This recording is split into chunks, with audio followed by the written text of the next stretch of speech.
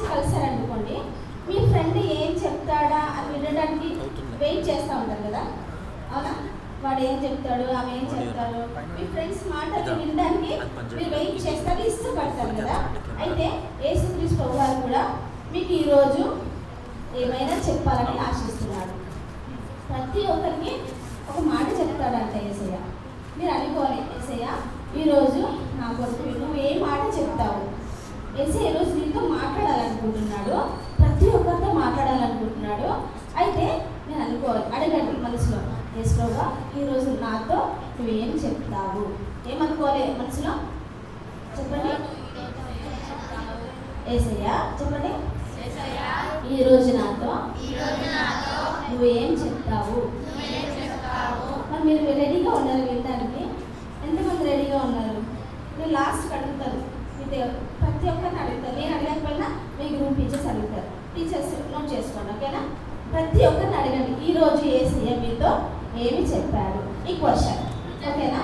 సరే, మీ దగ్గర బైబిల్స్ ఎంతమంది దగ్గర బైబిల్స్ ఉన్నాయి? Okay, let us see Bible first, ఓకేనా? అందరూ బైబిల్ బైబిల్స్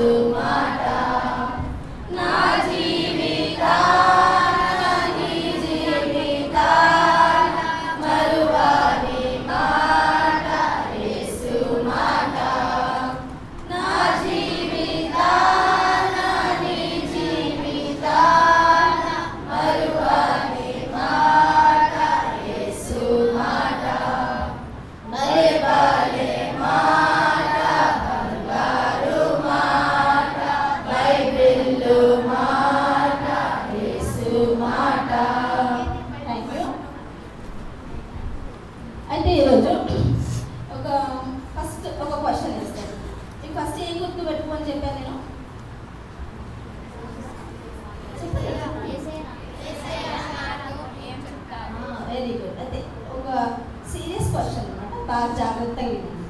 ఒక సీరియస్ క్వశ్చన్, చాలా చాలా జాగ్రత్తగా వినండి. నేను అడిగిన క్వశ్చన్కి ఫస్ట్ సెకండ్ బాయ్స్లో, గర్ల్స్లో ఫస్ట్ సెకండ్ ఎవరైతే ఫాస్ట్గా హ్యాండ్ రైజ్ చేస్తారో టీచర్స్ గమనించండి, వారికి మాత్రమే ఈ క్వశ్చన్ అనమాట. ఫస్ట్ సెకండ్ ఎవరైతే హ్యాండ్ రైజ్ చేస్తారో వాళ్ళకి మాత్రమే ఈ క్వశ్చన్, ఓకేనా? అయితే first day second day lesson నేమో మెమరీ వర్స్. ఎవరు చెప్తారు? చదువుతారు. 2 days లెసన్ నేమో memory verse.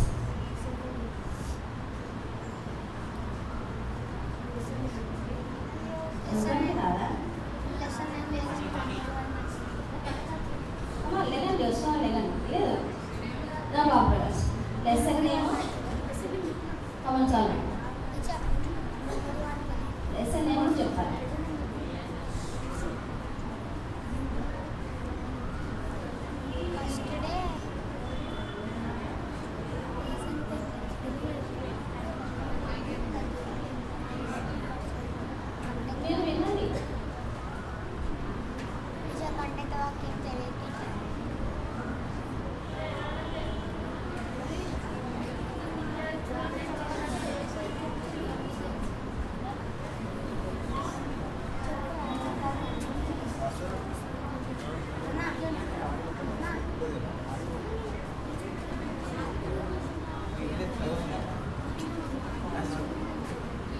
Thank you so much. The girls level lera. Girls level lera. Mahesh.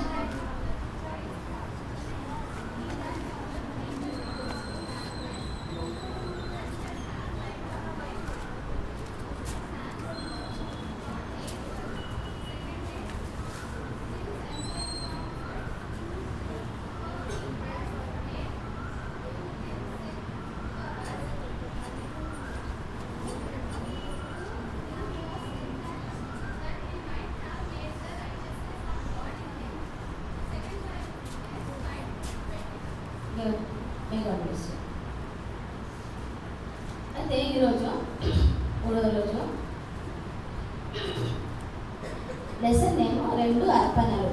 Lesson ఏమేంటి? కథ పేరేంటి? 2 అర్పణలు. 2 అర్పణలు ఎవరు తెచ్చారు, ఎందుకు తెచ్చారు, అర్పించడం ద్వారా ఏం జరిగింది, మీరు చాలా గ్రహించాలి. అయితే ఈ లెసన్లో కొన్ని క్యారెక్టర్స్ ఉన్నాయి. ఎందుకు ఈ పేర్లు చెప్తున్నానంటే కొత్తగా వచ్చే వాళ్ళకి ఏంటంటే ఈ పేర్లు గుర్తుండవు, అర్థం కావాలన్నమాట. అయితే ఆదాము, హవ్వ, కయ్యేను, హేబేలు, దేవుడు. ఎంతమంది ఉన్నారు కదా? చెప్పండి. ఆదాము, హవ్వ, కయ్యేను, హేబేలు, దేవుడు. ఎంతమంది ఉన్నారు కథలో? 5 మంది ఉన్నారు. అయితే ఆదాము, హవ్వ, సరే ఒక క్వశ్చన్, మొదటి మానవుడు ఎవరు? Very good. అయితే ఆదాము ఒక బేబీ లాగా జన్మించాడా? లేదు.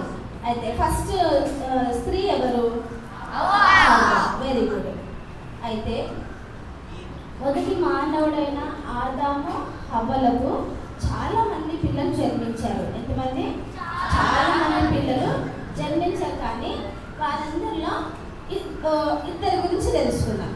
ఓకేనా? 2 పిల్లల గురించి తెలుసుకున్నాం. వాళ్ళ పేర్లు ఏంటంటే కయ్యేను, హేబేలు. ఏం పేర్లు? ఆదాము హవ్వల పిల్లల పేరేంటి? పెద్దవాడు కయ్యేను, చిన్నవాడు హేబేలు. అందరికి అర్థమవుతుందా? ఓకేనా? మీరు ఇట్లా ఆన్సర్ చేస్తూ ఉంటే తొందరగా కంప్లీట్ చేసుకోవచ్చు. మీరు వినట్లేరు అనేసి నాలో ఉండదన్నమాట. అయ్యో పిల్లలు వినట్లేదే అని నా మనసులో ఉండదు. మీరు ఆన్సర్ చేస్తూ ఉంటే ఓకే, నేను తొందరగా ఫాస్ట్గా ముందుకు వెళ్ళిపోతాను. అయితే కయ్యేను, హేబేలు అన్నమాట. అయితే చిన్నప్పుడు కయ్యేను, హేబేలుకి మీరు కూడా చిన్నగా ఉన్నప్పుడు మమ్మీ వాళ్ళ స్టోరీ చెప్పించారు కదా, చెప్పిన వాళ్ళు కూడా కొంతమంది చెప్తూ ఉంటారనమాట. అయితే హవ్వ కూడా ఏం చేసిందంటే కయ్యేను, హేబేలు చిన్నగా ఉన్నప్పుడు కథలు కూడా చెప్పేదన్నమాట. కొన్ని కథలు కూడా చెప్పింటాయి. ఏం కథలు ఉంటాయి? అప్పుడే సృష్టి ఆరంభము, అప్పుడే హవ్వ వచ్చింది కదా, పిల్లలు కూడా పుట్టారు. ఇంకేం కథలు ఉంటాయి? అయితే హవ్వ ఏం చెప్తుందంటే తన జీవితంలో తన ముందు భాగం, హవ్వ ముందు భాగంలో పిల్లలు పుట్టక ముందు ఏం జరిగిందో అది కయ్యేను, హేబేలుతో చెప్తా ఉందన్నమాట. అదేంటి చెప్పండి? ఏదేది తోట గురించి చెప్తా ఉంది. మేము మీ నాన్న అయిన ఆదాము నేను ఇద్దరం కలిసి ఏదేను తోటలో ఉండేవాళ్ళము. ఏదేను తోట చాలా అందంగా ఉండేది, చాలా అందమైన ఫలములు, రుచికరమైన ఫలములు ఉండేవి, 4 నదులు ప్రవేశించేవి. మాకు ఏ పని ఉండేది కాదు, ఏం కష్టపడలేదు, మాకేం దుఃఖం లేదు, ఏ బాధ కూడా లేదు అని హవ్వ చెప్తా ఉందన్నమాట. పిల్లలకి అట్లా చెప్తా ఉందన్నమాట. అయితే కయ్యేను, హేబేలు ఏమో అనుకుంటుండొచ్చు, అట్లా కథలు చెప్తా పోతాం. కథలు చెప్పుకుంటూనే వాళ్ళు ఏమైతే కొంతకాలానికి పెరుగుతారన్నమాట. తన జీవితంలో జరిగింది ఏంటంటే నేను సర్పమైన సాతాను చేత మోసపరచబడ్డాను, ఇక అందమైన ఎదురు తోటలో ఉండలేకపోయాను. ప్రభుగా దేవుడైన యెహోవా మాతో ప్రతిరోజు చల్లబూటన ఫ్రెండ్షిప్ చేసేవాడు, మా దగ్గరకు వచ్చి దేవుడు మాతో మాట్లాడేవాడు, చాలా దేవుడు మమ్మల్ని ప్రేమించేవాడు అని ఈ విధంగా కయ్యేను, హేబేలుకి చెప్పుతూ ఉండేదన్నమాట. అయితే మీరన్నీ వింటూ ఉంటారు.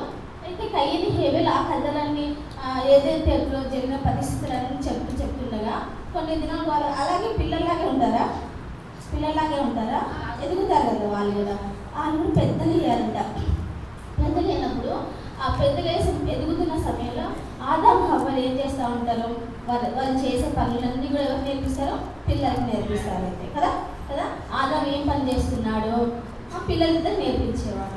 హవ్వ ఏం పని చేస్తుందో పిల్లల కయ్యేను, హేబేలు ఇద్దరు కూడా నేర్పించేవాళ్ళు అనమాట. అట్లా ఎదిగే సమయంలో కయ్యేను ఒక పని ఎంచుకున్నాడు. కయ్యేను చేసే పని ఏంటంటే పొలమును, భూమిని సేద్యపరచువాడు. చెప్పండి, కయ్యేను పని ఏంటిది? భూమిని సేద్యపరచువాడు అంటే ఏంటో నేను చెప్తాను. చెప్పండి, కయ్యేను పని ఏంటి? హేబేలు పని గొర్రెల కాపరి. హేబేలు పని ఏంటిది? భూమిని సేద్యపరచువాడు అని అంటే పొలాన్ని చూసారు ఎప్పుడో మీరు? పొలం చూసారు కదా, ఆ పొలాన్ని ఒక పంట వేసుకునే ముందు ఏం చేస్తారంటే దాంట్లో ఉన్న పెద్ద పెద్ద రాళ్ళు, ముళ్ళులు, చెత్త చెదారము అంతా క్లీన్ చేస్తారన్నమాట. క్లీన్ చేసిన తర్వాత వాళ్ళు ఏదైతే పంటను వేసుకోవాలన్నా ఆ పంటను వేసుకుంటారు. దానికి కంచె కడతారు, పొలానికి కంచె కడతారు, మంచి ఎరువు వేస్తారు. మంచి ఆ యొక్క భూమి అంతా ఆ పంట అంతా మంచిగా, మంచి ఫ్రూట్స్, మంచి కూరగాయలు వచ్చేంత వరకు ఆ పరిస్థితిని అంతా ఏమంటారంటే భూమిని సేద్యపరచడము అంటారు. పొలం పని చేయడం కదా. ఎవరి పని అది? ఎవరి పని అది? కయ్యను పని. ఎవరి పని అది? నేను చెప్పాను కదా, కయ్యను భూమిని సేద్యపరచువాడు అనేసి. హేబేల్ పని ఏంటంటే గొర్రెల కాపరి కదా. అయితే హేబేల్ కూడా వాళ్ళ నాన్న సహాయం చేసింటారు. నాన్న ఎవరు? హేబేల్ తండ్రి ఎవరు? ఆదాము కదా. ఎట్లా గొర్రెలు గాయాలి, ఎక్కడ గాయాలి, ఎటువంటి గంటలు తినిపించాలి, ఏ సమయంలో తీసుకెళ్ళాలి, ఎక్కడికి తీసుకెళ్ళాలి, ఇలాంటి విషయాలన్నీ ఆదాము హేబేలుకు నేర్పించుంటాడు కదా. గొర్రెల కాపరి. ఇప్పుడు ఎవరు గొర్రెల కాపరి? ఎవరు? కయ్యను పని ఏంటి? కయ్యను పని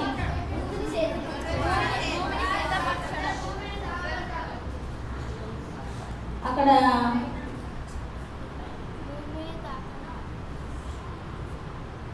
కంటిన్యూ చేయాలా? చెప్పరా?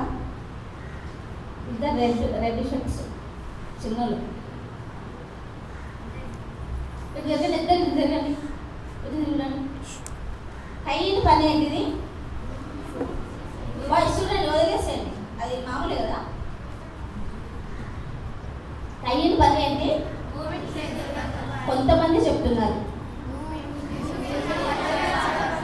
వాయిస్ నుంచి ఒక్క నోరు కూడా విప్పట్లేదు. కయ్యను పని ఏంటిది? Very good girls. హేబేల్ పని ఏంటిది? బాగుంటున్నారు. అయితే ఇవన్నీ చెప్తూ పిల్లలు ఎదిగినప్పుడంట కయ్యను హేబేల్ మనసులో అనుకుంటారు, అయ్యో మేము ఇంత కష్టపడాల్సి వస్తుందండి, మాకు ఇంత శ్రమ ఏంటి, మా అమ్మ నాన్నలు చూడు ఆదాము హవ్వలు ఏదైనా తోటలో ఎంత సుఖంగా ఉన్నారు, ఎంత హాయిగా ఉన్నారు, మంచి మంచి ఫలాలు తిన్నారు, దేవునితో సహవాసం చేశారు, దేవుడే వాళ్ళతో మాట్లాడుతూ ఉన్నాడు అని కయ్యను హేబేలు అనుకొని ఉండవచ్చు కదా. వాళ్ళు కష్టపడి పనిచేస్తూ ఉంటారు, పొలంలో పనిచేస్తూ ఉంటారు, గొర్రెలు మోయిస్తూ ఉంటారు, చాలా ఎండలో కష్టపడుతూ ఉంటారు కదా.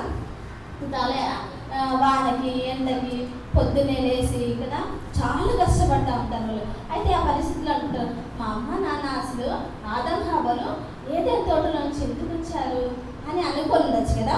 అంత మంచి అందమైన ఏ పాపం లేని, దుఃఖం లేని, పని లేని, శ్రమ లేని ఏదో తోటలోంచి ఎందుకు వచ్చేసారు ఆదాము హవ్వలని పిల్లలు హవ్వను అడిగి ఉండొచ్చు కదా. కయ్యను హేబేల్ అడిగి ఉండొచ్చు.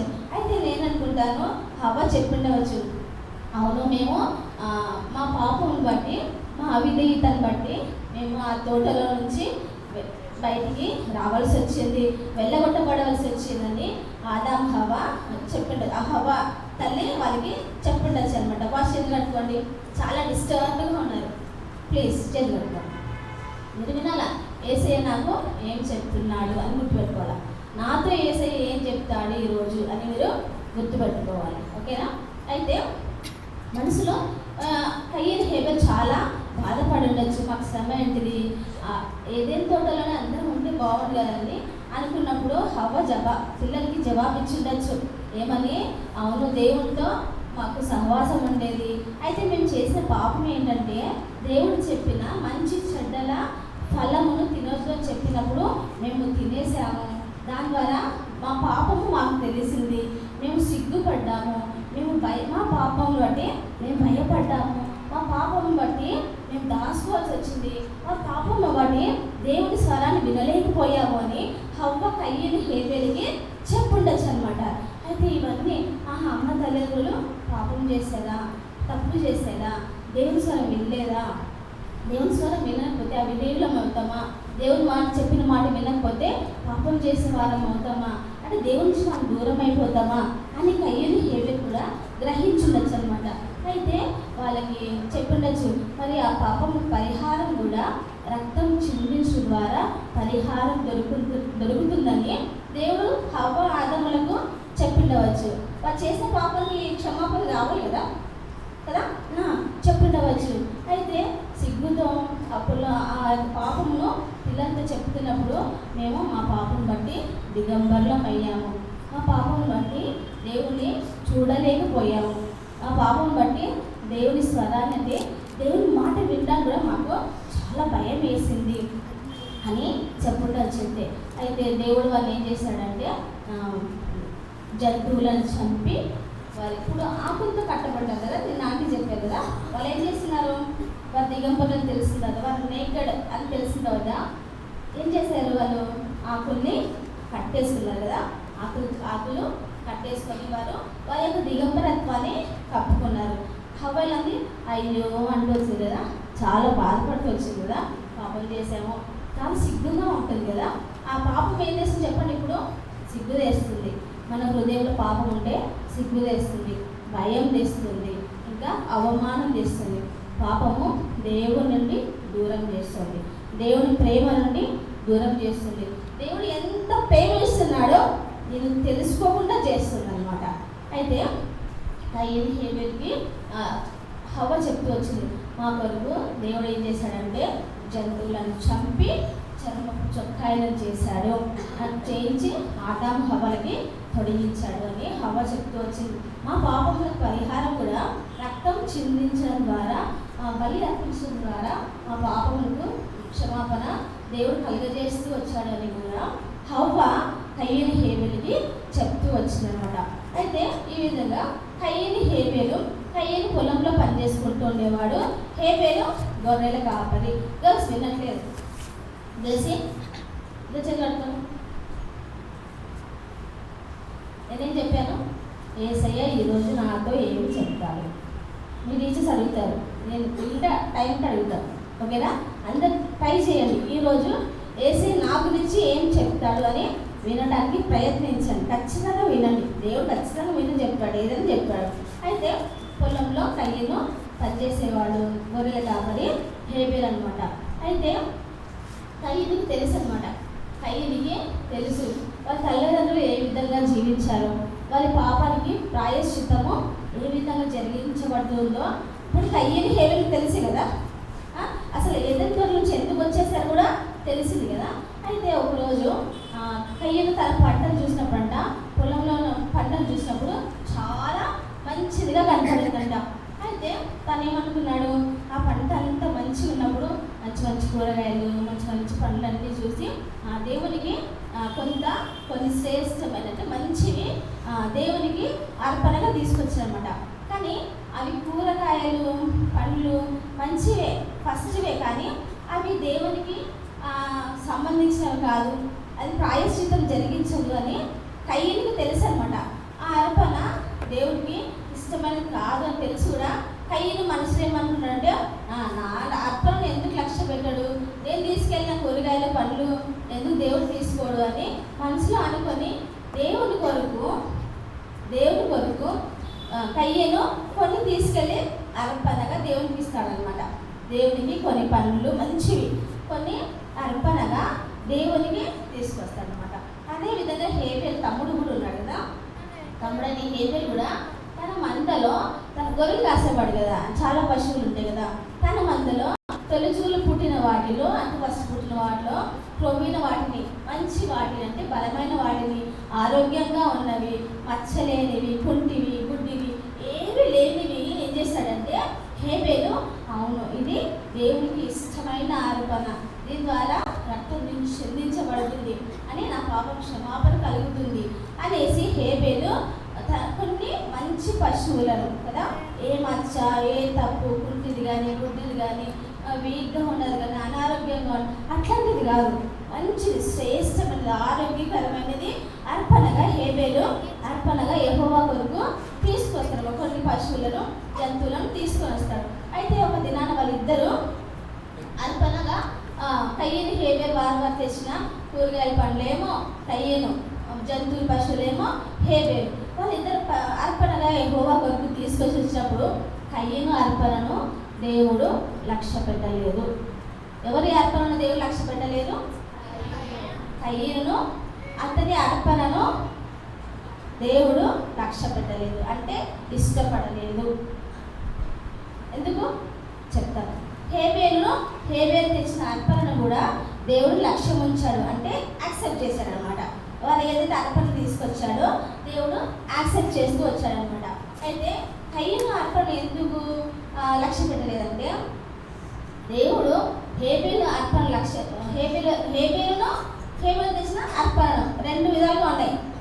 అర్పణ ఒకటే కాదు, హేబేలు తెచ్చిన అర్పణను కూడా దేవుడు లక్ష్య పెడుతూ వచ్చాడు, అంటే యాక్సెప్ట్ చేస్తూ వచ్చాడు అనమాట. దేవునికి ఇష్టమైంది. ఇది చూచి ఎవరంటే కయ్యను చాలా కోపం వస్తుంది.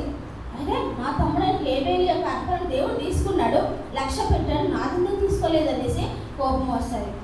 అయితే మీకు ఇట్లా కోపం వస్తాయి కదా, ఎప్పుడు మమ్మీ తమ్ముడు మాటే వింటుంది, ఎప్పుడు మమ్మీ అక్క మాటే వింటుంది, వాళ్ళ మాటే వింటారు, నా మాటే వినరు, వాళ్ళకే సపోర్ట్ చేస్తారు, నాకు సపోర్ట్ చేయరు. ఇలా ఉంటుంది కదా మీకు కూడా, ఆన్ వాయిస్ ఉంటుంది కదా. అట్లాగే ఎవరు చేశారంటే కయ్యను కూడా చేస్తూ వచ్చారనమాట. అయితే కయ్యను చాలా కోపం వచ్చి మొహమంతా చిన్న పుచ్చుకుంటాడనమాట, మొహమంతా మార్చేసుకుంటాడంటే. అయితే దేవుడు అంటాడు దేవుడు చెప్తున్నాడు కయ్యనుతో, నీకు కోపమేలా, నీ ముఖం చిన్న పుచ్చుకున్నావు ఎందుకు అని కయ్యను దేవుడు అడుగుతాడనమాట. ఏమంటున్నాడు దేవుడు కయ్యనుతో, కయ్యను నీకు చెప్పండి కోపమేలా, చెప్పండి. ఎవరు కోపడ్డారు? కయ్యను. ఇప్పుడు దేవుడు కయ్యనుతో చెప్తున్నాడు, కయ్యను నీకు కోపమేలా, మొహమంతా చిన్న పుచ్చుకున్నావు ఎందుకు, మొహమంతా మార్చుకున్నావు ఎందుకు అని కయ్యను అడుగుతూ ఉంటాడనమాట. అయితే దేవుడు చెప్తున్నాడు, హేబేలు తన అర్పణను నేను లక్ష్య పెట్టాను, కానీ నీవు సత్క్రియ చేసిన ఎడల, నీవు చెప్పండి, నీవు సత్క్రియ చేసిన ఎడల నీ వాటితో పాపం పొంచి ఉండును. సత్క్రియ చేయాలంట, అంటే సరి అయిన సత్క్రియ అన్న మాటకు అర్థం ఏంటంటే, సరి అయిన అర్పణను దేవునికి ఇవ్వాలి. దేవునికి ఏది ఇష్టమో మనము తెలుసుకొని ఆ అర్పణను ఇవ్వాలి.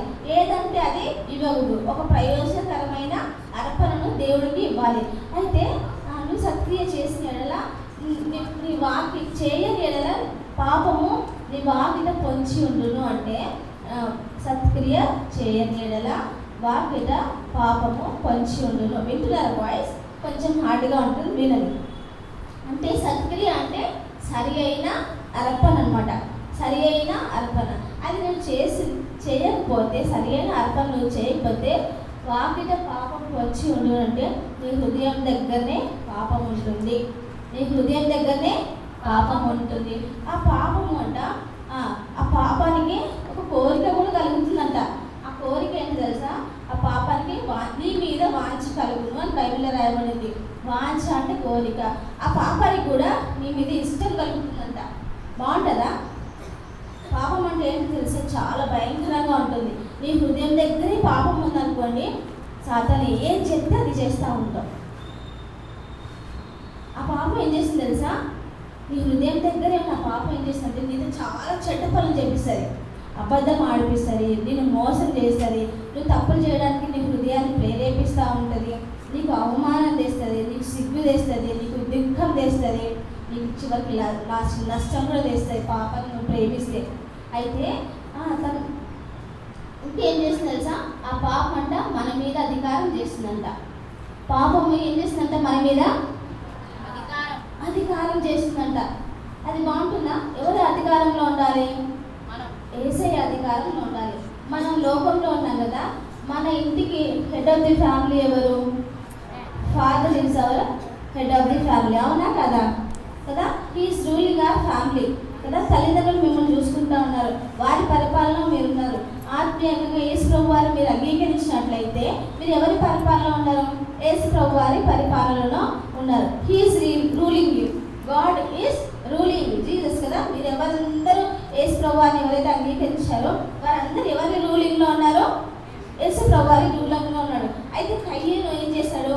తన హృదయం మంచి అర్పణ అర్పించలేదు అయినా, ఇంకా తన హృదయం మంది ఏముందంట? పాపం ఉందంట. ఇంకా పాపం కూడా ఆయన ఏలుబడి చేస్తూ ఉందంట. అట్లే మిమ్మల్ని కూడా మీ హృదయం దగ్గర మీరు సరి అయిన అర్పణ దేవునికి ఇవ్వకపోయినట్లా మీ హృదయం దగ్గర పాపం ఉంటుంది. బాయ్స్ ఇప్పుడు ఏం చెప్పండి. సరి అయిన అర్పణ ఇవ్వకపోతే మన హృదయం దగ్గర ఏముంటుంది? ఆ పాపం ఏం చేస్తుంది? మన మీద అధికారం చేస్తుంది కదా. మన పాపం మన మీద అధికారం చేస్తే కొన్ని విషయాలు చెప్పారు కదా. ఏంటవి? భయం కదా, భయం ఒకటి, ఇంకా అవమానం ఒకటి, సిగ్గు ఒకటి, దుఃఖం ఒకటి, బాధ ఒకటి. చివరికి ఏం చేస్తుంది? పాపం మనల్ని నరకంలోనికి తీసుకెళ్తుంది అనమాట. అయితే ఈ మాటలన్నీ దేవుడు కయ్యతో చెప్తా ఉన్నాడు అనమాట. అయితే ఆ చెప్తున్న సందర్భంలో తన పాపం ఒప్పుకోవాలి కదా. అయినా కూడా కయ్యం చాలా తన హృదయంలో కోపం కలిగి ఉన్నాడు, చిన్నబుచ్చుకొని ఉన్నాడు. అయితే ఒక రోజు ఏం జరిగిందంటే కయ్యని హేబేల్ ఏం చేస్తున్నారంట? పొలంలో ఇద్దరు మాట్లాడుకుంటున్నారంట. ఏంటంట? కయ్యని హేబేల్ ఎక్కడ ఉన్నారు? పొలంలో. ఆ పొలం ఎవరిది? పొలంలో ఎవరు పనిచేస్తారు? వేరే బాగా వింటున్నారు. కయ్యని హేబేల్ ఏం చేశారంట? పొలంలో ఇద్దరు మాట్లాడుకుంటా ఉన్నారంట. అయితే బహుశా ఈ అర్పణలు అర్పించక ముందు ఇద్దరు కయ్యని హేబేల్ చాలా మంచి ఫ్రెండ్స్గా ఉన్నారేమో కదా, అన్నదమ్ములు కదా, చాలా ప్రేమగా ఉన్నవారు. అరే నీ పొలంలో ఈరోజు ఏం పని చేసావు, నీ పశువులు ఎలా కాసావు, ఎంత పని జరిగింది, బాగా జరిగిందా, ఇట్లా మాట్లాడుకునేవాళ్ళు కదా వాళ్ళ పని గురించి. అట్లా ప్రేమగా ఉండేవాళ్ళేమో. కానీ అర్పణ అర్పించిన తర్వాత ఏమైంది? ఇద్దరికి అంటే హేబేల్కి ఏం కోపం లేదు, కయ్యని హృదయంలో ఏమొచ్చేసింది? కోపం వచ్చేసింది, పాపం వచ్చేసింది కదా, ద్వేషం కూడా వచ్చేసింది. అయితే ఇద్దరు కయ్యని హేబేల్ ఇద్దరు పొలంలో మాట్లాడుకున్నారంట.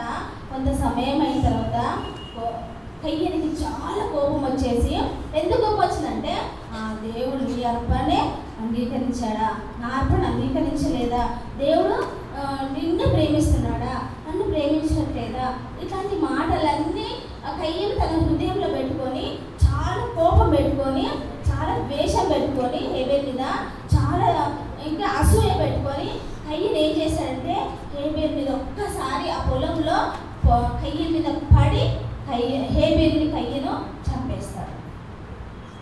ఏం చేశాడు? ఇప్పుడు కయ్యను హేబేల్ని ఏం చేశాడు? చంపేస్తాడు. కయ్యను ఎవరిని చంపాడు? తన తమ్ముడైన హేబేల్ని చంపేశాడు. ఎందుకు చంపేశాడు చెప్పండి? తన హృదయంలో పాపం ఉంది, సరి అయిన సత్క్రియ, సరి అయిన అర్పణ తను తీసుకురాలేదు, తమ్ముడి మీద ఆశయపడ్డాడు, వేషం పెట్టుకున్నాడు, కోపం పెట్టుకున్నాడు. కయ్యను అంత ఎవరు ఏలుబడిలో ఉన్నాడు? పాపం ఏలుబడిలో ఉన్నాడు కదా. తన హృదయం అంతా ఏముంది? పాపానికి కోరిక ఉందంట. నిన్ను కూడా ఏం చేస్తున్నాడు తెలుసా? నువ్వు చెడ్డ పనులు చేస్తున్నాడు, నువ్వు మంచివాడివే, దేవుడు నిన్ను చాలా ప్రేమిస్తున్నాడు, నువ్వు మంచివాడివే, చాలా ప్రేమిస్తున్నాడు యేసయ్య.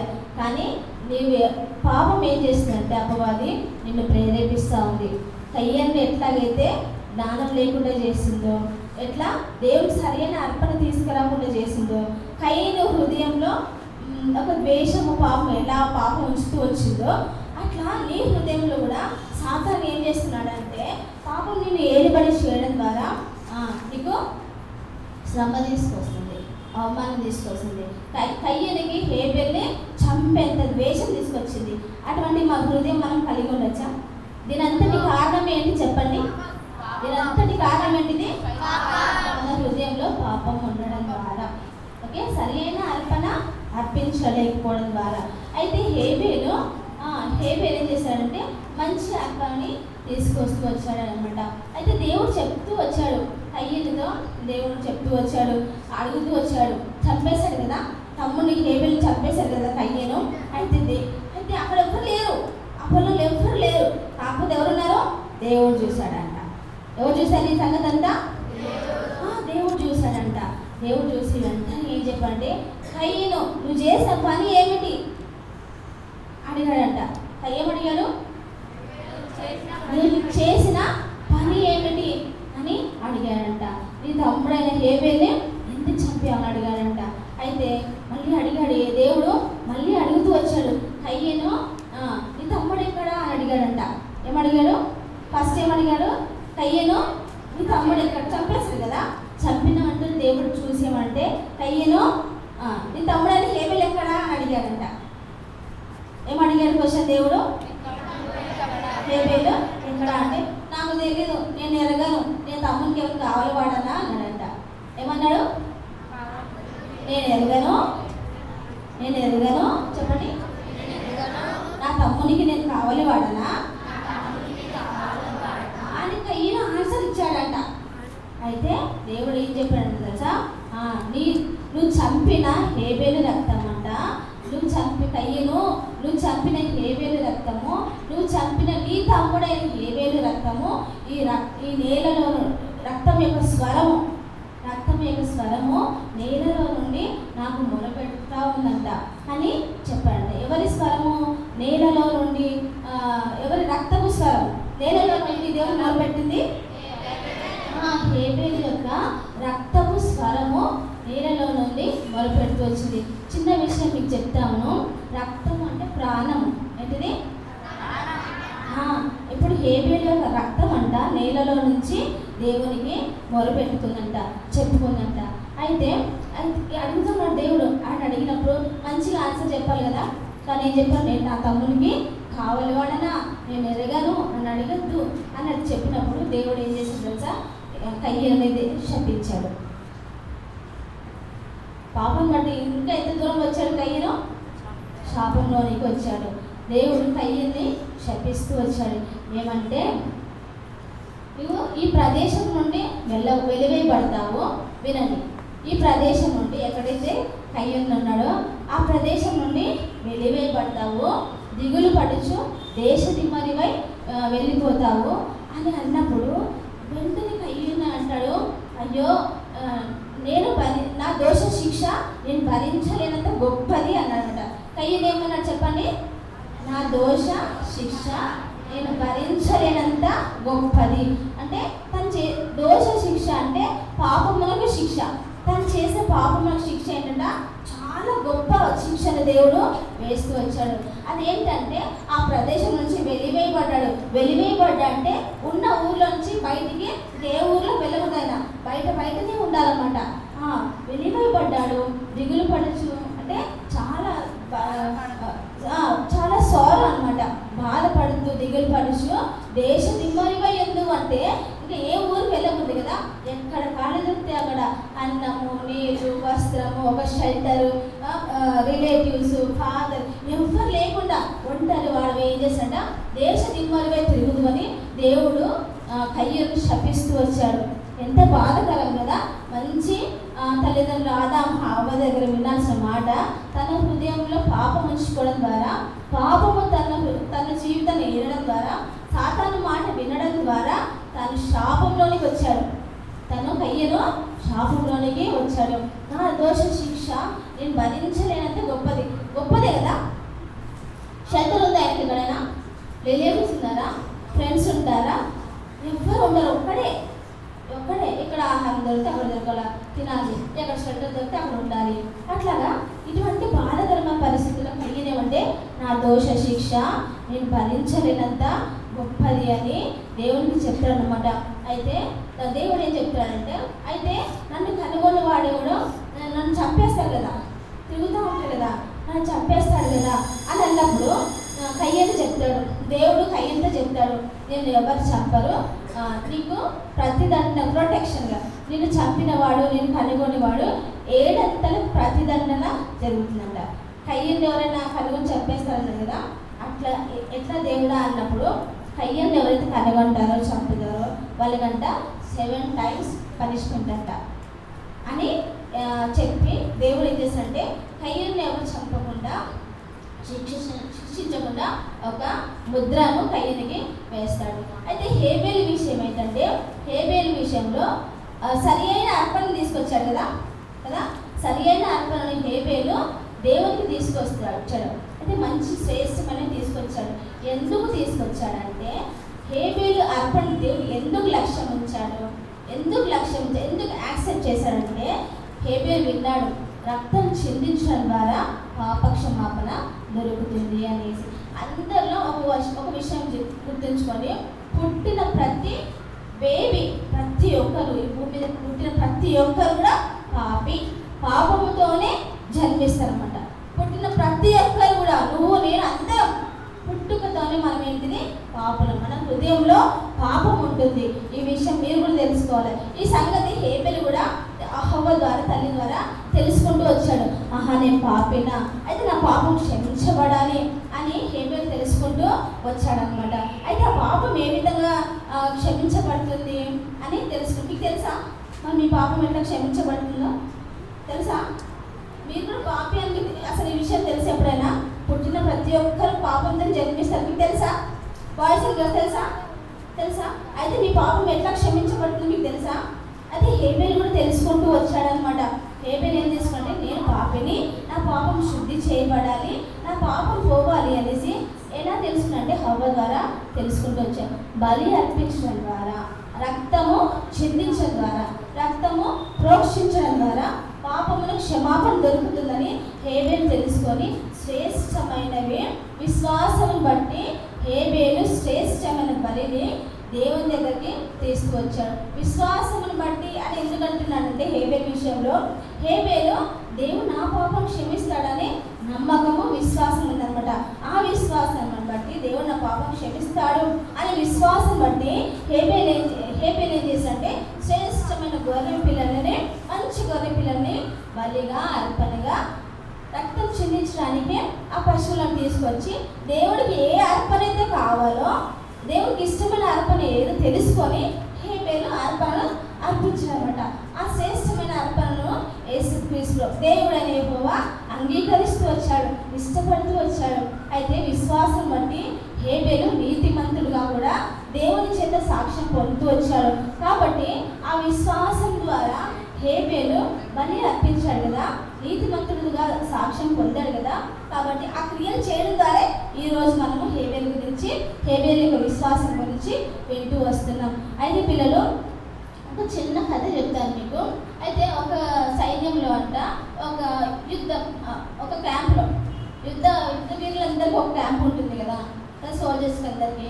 అయితే ఒక సైన్యాధిపతి సైన్యంలోకి గెలిచి రాత్రికాల సమయంలో ఆ క్యాంప్కి వచ్చాడంట. ఎవరు? ఒక సైన్యాధిపతి యుద్ధంలో గెలిచి ఆ క్యాంప్కి మళ్ళీ తిరిగి రాత్రికాల సమయంలో సంతోషంగా వస్తూ ఉంటే, ఒక సైనికుడు ఏం చేయాలా? కావలి గాయాలి కదా, కావలి గాయకుడు ఏం చేస్తా ఉన్నాడు? ఆ సైనికుడు నిద్రపోతా ఉన్నాడంట. తుపాకీ గన్ను పక్కన పెట్టుకొని నిద్రపోతా ఉన్నాడంట. ఈ సైన్యాధిపతి అది చూశాడంట. ఆ సైనికుడు నిద్రపోవడం చూసి అతను లేకపోతే ఏం చేశాడంటే, ఈ సైన్యాధిపతి గన్ను తీసుకొని స్ట్రైట్గా నిలబడ్డాడంట. ఇప్పుడు ఎవరి పని ఎవరు చేస్తున్నారు? సైనికుడి పని సైన్యాధిపతి చేస్తున్నాడు కదా. సైనికుడి పని ఎవరు చేస్తున్నాడు? సైన్యాధిపతి చేస్తున్నాడు. అయితే సైన్యాధిపతి ఆ పని చేసే క్రమంలో తనకి వెంటనే మెలుగు వచ్చేసి ఏం చేశాడంటే, భయపడి బోనపార్ట్ అన్నాడంట. వరకు రెస్పెక్ట్ ఇచ్చా ఆయన ఆ సైన్యాధిపతిని నెపోలియన్ బోనపార్ట్ అంటారనమాట. అని సెల్యూట్ చేసి నిలుచొని ఏమంటాడంటే, నేను శిక్షకు పాత్రుడను అని గట్టిగా అరిచాడంట. ఏమర్చాడు? నేను శిక్షకు పాత్రుడని గట్టిగా అరిచి చెప్పాడంట. అయితే ఎందుకు అరిచి చెప్పండి? తన పని తను చెయ్యలేదు కనుక, తన పని ఇంకొకరు స్వీకరిస్తూ వచ్చారు కనుక నేను శిక్షకు పాత్రుడని గట్టిగా అరుస్తూ చెప్పారనమాట. ఈరోజు నువ్వు చేయాల్సిన పని ఏంటంటే, హేబెలు శ్రేష్టమైన బలిని దేవుడికి అర్పిస్తూ వచ్చాడు. పాపము కయ్యని ఏలుబడి చేస్తూ వచ్చింది. నువ్వు హేబెలు వల్ల జీవించాలనుకుంటావా? కయ్యని వల్ల జీవించాలనుకుంటారా? హేబెలు శ్రేష్టమైన అర్పణని దేవునికి ఇస్తూ వచ్చాడు. మరి మీరు గొర్రెలు తీసుకొచ్చి అర్పణ చేస్తారా? గొర్రెల అర్పణ పాపం తీసేస్తుందా? అయితే యేసుక్రీస్తు ప్రభువారు ఈ గొర్రెల అర్పణ ఏది లేకుండా ఒక్కసారి మన కోసము ఆ సిలువలో ప్రాయశ్చిత్తంగా బలిగా అర్పించబడ్డాడు. యేసుక్రీస్తు ప్రభువారు నీ పాపం తీసివేయడానికి, పాపం నీ మీద ఏలుబడి చేయకుండా ఉండడానికి, కయ్యను పొందిన శాపం పొందకుండా ఉండడానికి యేసుక్రీస్తు ప్రభువారు ఏం చేశారంటే, నీ కోసము, నా కోసం, ఇక్కడ ఉన్న అందరి కోసం ఏం చేశారంటే తెలుసా, మన హృదయంలో పాపం తీసివేయడానికి, పాపము మన మీద ప్రభుత్వం చేయకుండా ఉండడానికి యేసుక్రీస్తు ప్రభువారు నీ కోసము, నా కోసము ఆ సిలువకి అప్పగించుకున్నాడు. ఉత్తిగా అప్పగించుకున్నాడా? ఏం చేయబడ్డారు? నువ్వు ఆలోచించే పాపం నీకు ఇది ప్రభుత్వం చేస్తుంది కదా, నీ యొక్క నీ తలంపులు మారిపోవడానికి, నీ తలంపులన్నీ చెడ్డ తలంపులన్నీ మారిపోవడానికి, మార్చబడడానికి నువ్వు మార్చుకోలేవు. కానీ యేసయ్య నీ తలంపులన్నీ మార్చడానికి తన తలపైన ముళ్ళ కిరీటం పెట్టించుకున్నాడంట. నువ్వు చేతులతో చెడ్డ పనులు చేయకుండా దేవుడు ఆపేయడానికి తన చేతుల్లో మేకులు కొట్టించుకున్నాడంట.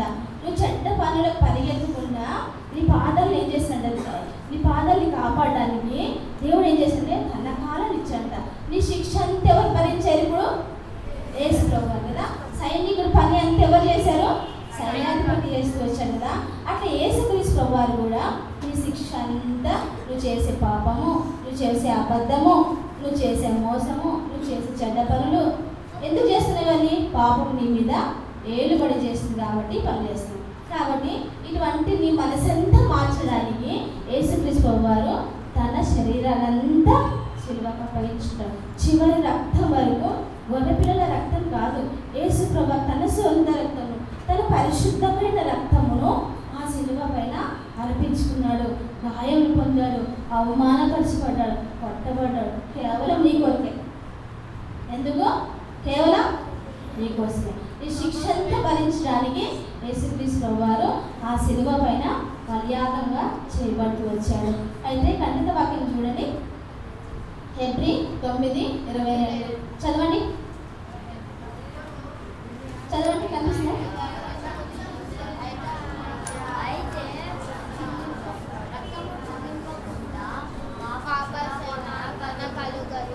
రక్తం చిందింపకుండా పాప క్షమాపణ కలగదు. రెండు మెమరీ వర్సెస్ ఉన్నాయి, హెబ్రూస్ 9:22, హెబ్రూస్ 9:26. ఈ రెండు నేర్చుకోండి. అయితే అందరు మోకాళ్ళ మీదకి రండి, అయిపోయింది, టైం అయిపోయింది. తొందరగా వెంటనే చేతులు జోడించండి, ఒక ప్రార్థన చేసుకోండి. మీకు దేవుడు ఏమైనా చెప్పుంటాడు కదా ఈరోజు యేసయ్య మీకు ఏమైనా చెప్పుంటాడు కదా. మీరు విన్నారా? విన్న వాళ్ళు ఏం చేస్తారంటే, విన్నవాళ్ళు ఒక మాట అయినా యేసయ్య నీకు ఖచ్చితంగా చెప్పుంటాడు. ఒక్క మాట అయినా యేసయ్య నీ కొరకు చెప్పుంటాడు. మీరు గ్రహించారా? అయితే అందరు కళ్ళు మూసుకోండి, దయచేసి కళ్ళు మూసుకోండి. ఇది చాలా ప్రీషియస్ టైం. యేసయ్య నీతో మాట్లాడిన మాట ఒకసారి గుర్తు చేసుకోండి. నీ పాప శిక్షనంతా, నువ్వు చేసిన పాపమంతా యేసయ్య వారు భరిస్తూ వచ్చారు. నిన్ను ప్రేమించి యేసుక్రీస్తు వారు ఆ సిలువలో నీ కొరకే చనిపోయాడు. యేసయ్య నిన్ను చాలా ప్రేమిస్తున్నాడు. నీ పాపం నీ మీద ప్రభుత్వం చేయకుండా, పాపం నిన్ను మోసం చేయకుండా, పాపం నిన్ను ఏలుబడి చేయకుండా, అవమానం తెచ్చి పాపం నుండి, బాధ నుండి తప్పించి, పాపం నుండి యేసు ప్రభువు నీ కోసమే చనిపోయారు. పిల్లలు గ్రహించండి, నీకు ఏదైనా యేసయ్య చెప్పుంటాడు. కాబట్టి యేసయ్య హేబేలు లాంటి అర్పణ, ఏ అర్పణ నేను అర్పించలేను, కానీ యేసయ్య నీ హృదయాన్ని అర్పణగా ఈరోజు కోరుతున్నాడు. కేవలం నువ్వు హృదయంలో యేసయ్య ఉండాలనుకుంటున్నాడు. అయ్యా చిన్న బిడ్డ, అమ్మ, యేసయ్య నేను ప్రేమిస్తున్నాడు కదా, కేవలం నీ హృదయం కోరుతున్నాడు. నీ హృదయంలో పాపం తీసేయడానికి యేసయ్య నీ కొరకు చనిపోయాడు. నీ హృదయంలో ఉండాలనుకుంటున్నాడు. ఎవ్వరు కూడా అనాలోచితంగా ఉండకూడదు. యేసయ్య చెప్పే మాట మీరు విన్నారు కదా, దయచేసి చెప్పండి, ఈ రోజైనా చెప్పండి, యేసయ్య హేబేలులా నా హృదయాన్ని ఇస్తాను, నా హృదయం ఇస్తాను యేసయ్య, శ్రేష్టమైన నా హృదయం యేసయ్య, నన్ను ప్రేమిస్తున్నావు యేసయ్య అనేసి ఒక్క మాట చెప్పిన వాళ్ళు, మీరు హృదయంలో చెప్పిన వాళ్ళు, జస్ట్ తలగంటే పైన మీ చెయ్యి ఎత్తండి. దేవుడు నిన్ను ప్రేమిస్తున్నాడు. ఎవరైతే యేసయ్య నా హృదయానికి ఇస్తాను యేసయ్య, హేబేలు యొక్క అర్పణలాగా, శ్రేష్టమైన అర్పణ, నా హృదయం మీకు ఇస్తాను యేసయ్య, నిన్న తీసుకున్న వాళ్ళు వద్దు. ఖచ్చితమైన తీర్మానము, దేవుడు నీతో మాట్లాడే నిర్ణయం ఖచ్చితం నీ దగ్గర ఉంటే నిశ్చయాన్ని కళ్ళు మూసుకోవాలి, ప్రార్థన చేయండి, సిగ్గుపడకండి. యేసయ్య నా హృదయం ఇస్తాను చెప్పండి, మీ చేతులు ఎత్తండి. యేసయ్య నా హృదయం ఇస్తాను అనేసి మీ చేతులు ఎత్తండి. దయచేసి పోస్ట్ పోన్ చేసుకోవాలి. ఖచ్చితంగా యేసయ్య హృదయంలో చెప్పాడు అనమాట. పెద్ద పిల్లలు గ్రహించండి, సమయం పోనీయద్దు. దేవుడు చెప్పే మాట నువ్వు నిర్లక్ష్య పెట్టదు. ఇదే దేవుడు ఇచ్చిన సమయం. దయచేసి చేతులు ఎత్తండి, కళ్ళు మూసుకోండి, మీకోసం మేము ప్రార్థన చేస్తాము.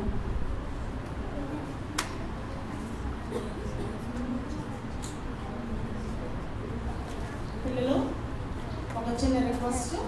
కేజీ క్లాస్లో ఈరోజు ఇద్దరు అక్క చెల్లెలు హిందూస్ ఈరోజు వచ్చారు. ఒక పాప పెయింట్ అయిపోయి పడిపోయింది, అసలు మాట్లాడట్లేదు, చూడట్లేదు, బీపీ డౌన్ అయినట్లుంది. అసలు రెస్పాండ్ కాకపోతుంటే హాస్పిటల్కి పంపించాము. వాళ్ళు ఈరోజు వచ్చారంట హైందవ కుటుంబంలో నుంచి. టీచర్స్ అండ్ పిల్లలు మీ గ్రూప్లో ఒక్క నిమిషము, ఎందుకంటే ప్రభు కార్యం జరిగేటప్పుడు సాత్రం కూడా వెనకాలే ఉంటాడు కాబట్టి ఆ పాప కోసం మీ ప్రార్థన, చిన్న బిడ్డల ప్రార్థన దేవుడు అంగీకరిస్తాడు. కాబట్టి ఆ పాప పేరు కూడా మాకు తెలియదు. ఆ టెన్షన్లో వాళ్ళని పంపించేస్తాం హాస్పిటల్కి, ఆ పాప పేరు మాకు తెలియదు. కాబట్టి ఆ చిన్న బిడ్డని మీ ప్రార్థన జ్ఞాపకం చేసుకొని టీచర్స్ గ్రూప్లో కూడా ఒక్క నిమిషం ఆ పాప కోసం ప్రార్థించండి.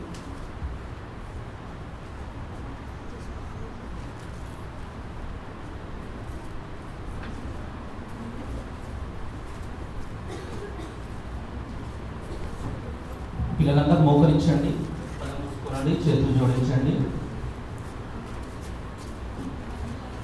ప్రార్థన చేసుకున్నాం.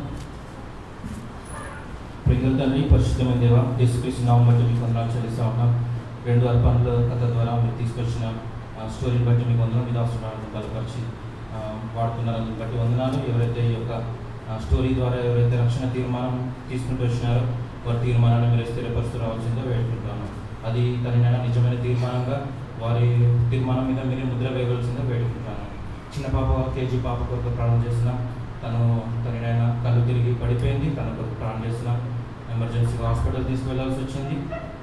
బ్రదర్స్ అందరూ కూడా మీరు సాయం చేయండి. ప్రాముఖ్యంగా ఎటువంటి ప్రాబ్లం లేకుండా కూడా మీరే పాపని స్వస్థపరుస్తూ మళ్ళీ తన స్పృహలోకి రావడానికి కూడా మీరు కృప చూపిస్తూ రావాల్సిన పెట్టుకుంటాం. డాక్టర్స్కి కావాల్సిన జ్ఞానాన్ని కృపను మీరు అనుగ్రహించవలసిందిగా వేడుకుంటాం. ప్రతి విధమైన కలవరాల నుంచి సంఘంలోనూ EVBS పరిషత్లోనూ కుటుంబం నుంచి కూడా మీరు తీసివేస్తూ అందరినీ కూడా మీరు ధైర్యపరుస్తూ రావాల్సిందిగా మీ పాత్రలో వేడుకుంటూ యేసుక్రీస్తు నామములో ప్రార్థించి వేడుకున్నాం తండ్రి.